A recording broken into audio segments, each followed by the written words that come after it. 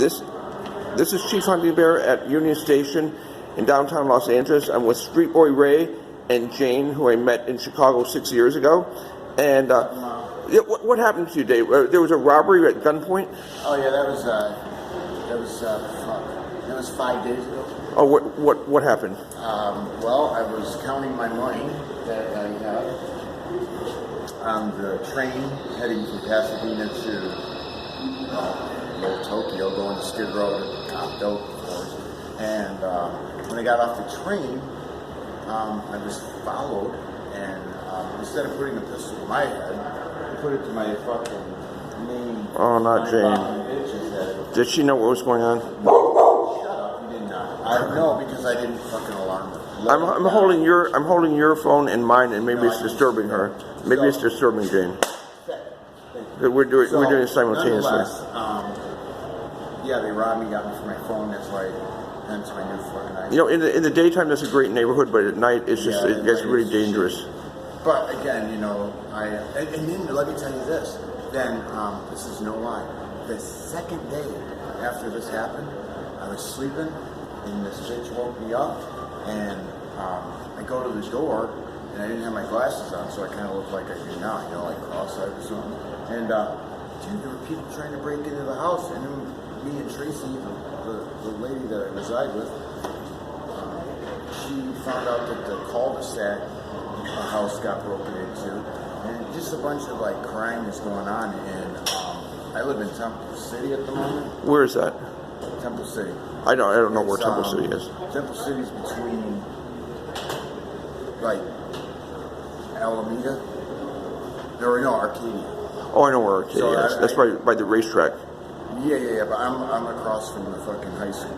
Okay. Temple City. And, so crime's picking up there. That being said, me and the old doctor are going to mosey on to fucking Arizona. You're going to Arizona? Well, I feel like, and this is coming from me, there you know, I'm in no way, shape, or form a fucking Republican-esque anything. But I do want to say something if people are watching this, and that is that the liberal policies of California have driven this insanity. Meaning, this is the only state I've ever been to that I can not legally, but I don't go to jail for any amount of time, have crack, heroin, coke. I mean, if you were to look in my backpack, you'd find a whole bunch of stuff. I got candy, I got some other candy, I got some envelopes too. But nonetheless, the policies that they have here, it's like if you're being good and you're changing your life, like I don't boost anymore because I got the dog. I don't do anything bad anymore except dope. And that ain't even bad. That's just it's all in how people want it, you know what I mean? But nonetheless, Proposition 47 let how many motherfuckers out and decriminalized or deregulated how many fucking... I mean, dude, the day for Proposition 47 passed, I went to Pasadena where I saw you, and I stole a fucking tablet from the fucking the Staples. You know why? Because I could. Because they can't lock you up for it. Why is that? Why is that? Because Proposition 47 is designed to help with the crowding in prison. So they let a lot of non-violent people go, but they were in there for dope and shit. So that's why we have this influx of insanity. This fucking governor, what's his name? Newsom. I haven't had TV in 7 years. I don't even know I thought it was still Jerry Brown. It might be. But, I don't know. I don't know who the governor is. I have no idea. The governor is a fucking fucking oil salesman. I'm telling you. So just you see what happens when there's no. Again, I'm not conservative, but I think that people... You might be libertarian. A lot of homeless have gotten that point. They know that the Democrats and Republicans are both evil. They're same families, and maybe you just want to be left alone. Either, because I don't... It's not that I fucking respect Republicans or any fucking... I don't like the Clintons. The only fucking president that I can even have any respect for is OJC. My name is Jesus Christ, that's Jimmy Carter. Jimmy Carter. Yeah, what do you like about Carter? I like the fact that he's like 94, 95, maybe 98, and he's still helping with Habitat for Humanity. Yeah. He said something on want to say Jimmy Kimmel. Yeah. I could be wrong.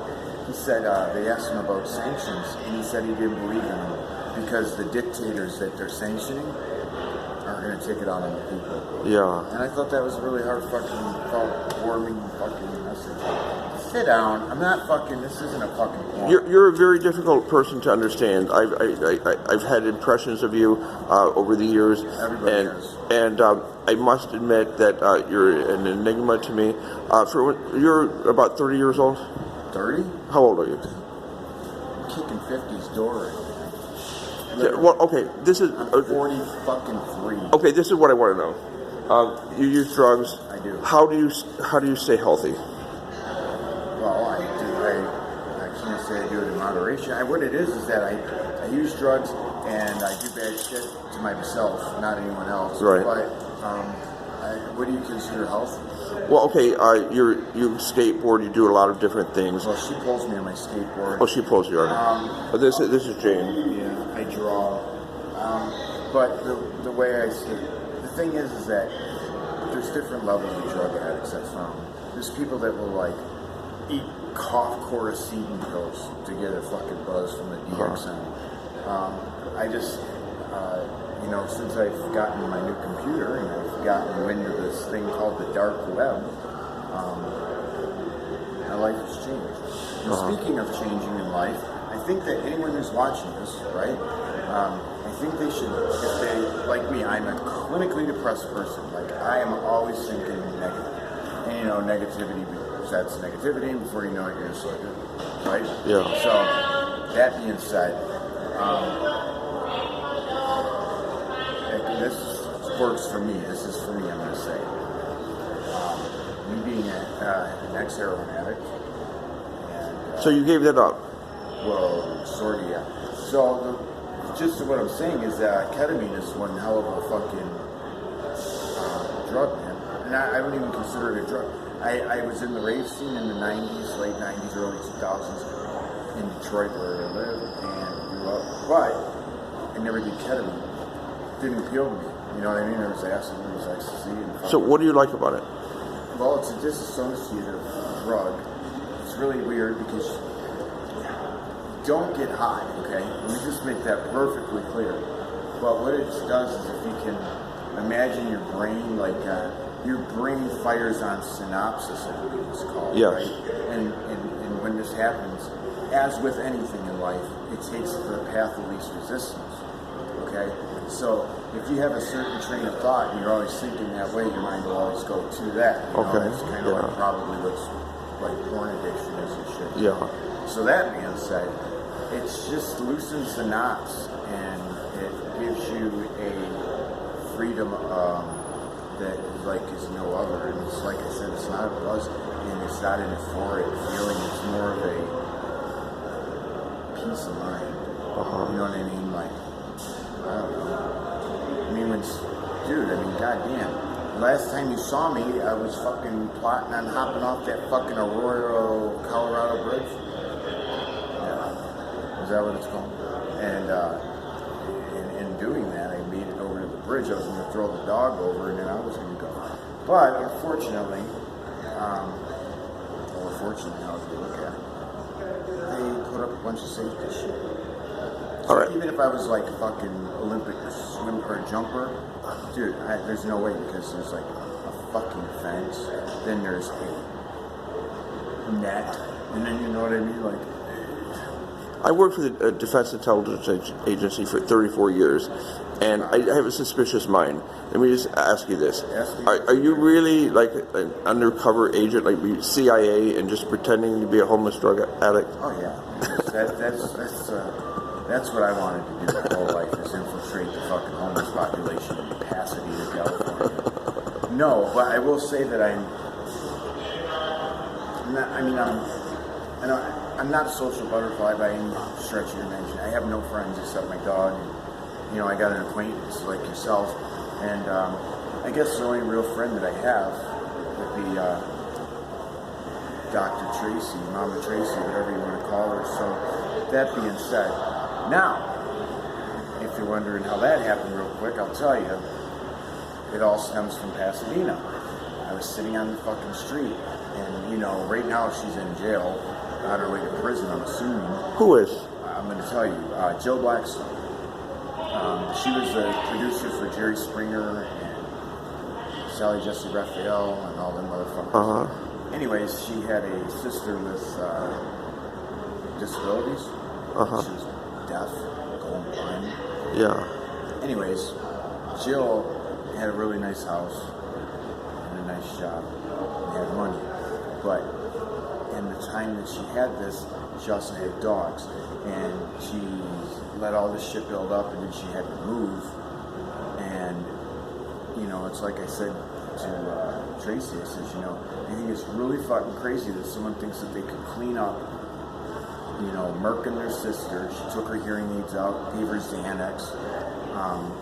Now this is a clincher. You know a burning barrel? No.